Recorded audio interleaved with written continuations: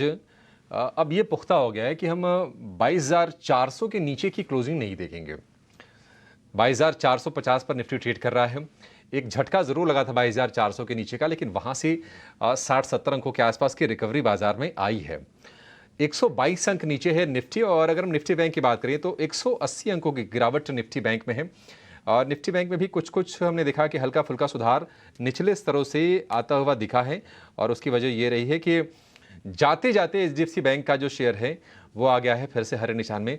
1513 रुपये के आसपास का भाव है, तो वहाँ से निश्चित तौर पर सपोर्ट है।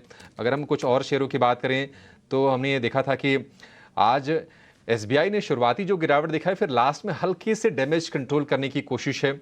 एसबीआई के शेयर की बात करें तो इसके अलावा अगर आईसीआईसीआई बैंक के शेयर की बात करें तो वहाँ पर हम देख रहे हैं कि लोअर लेवल से हल्की सी रिकवरी वहाँ पर भी है, और बेहद कम गिरावट के साथ यहाँ पर क्लोजिंग होने जा रही है।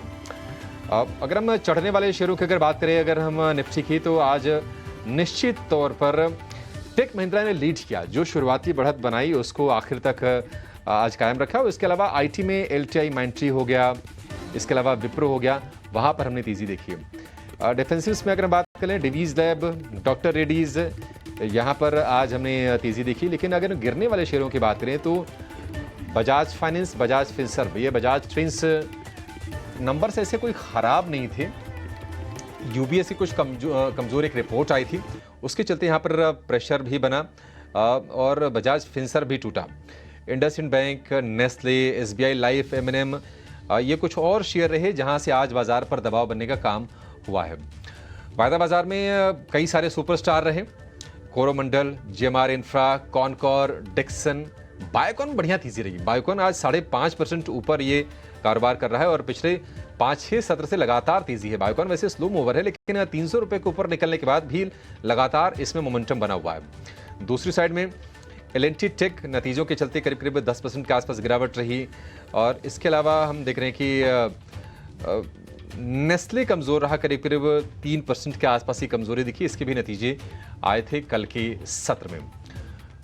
ओवरऑल एक कमज़ोर सेशन हम कहेंगे, मई सीरीज़ की कमज़ोर शुरुआत, लेकिन अच्छी चीज़ ये रही कि 22,400 के स्तर को बचा पाने में आज बाजार कामयाब रहा है। 117 अंकों की गिरावट पर बाजार बंद हुआ है। निफ्टी बैंक की बात करें तो 200 अंकों की कमज़ोरी के साथ आज हम ये क्लोजिंग देख रहे हैं। सेंसेक्स में रही करीब 600 अंकों के आसपास की गिरावट, लेकिन पूरा हफ्ता अगर हम देखेंगे, निफ्टी करीब 1% चढ़ा है, और सुपरस्टार फिर से साबित हुए हैं। स्मॉल कैप और mid cap index, small cap 100 में करीब 4% की, और निफ्टी मिड कैप 100 में करीब 4.25% के आसपास की तेजी रही। सरकारी बैंकों के लिए हफ्ता बहुत अच्छा रहा है। पीएसयू बैंक का इंडेक्स करीब 6.5% चढ़ा है, और रियल एस्टेट और मेटल फार्मा में भी हमने 3 से 4, 4.5% के आसपास की तेजी देखी है।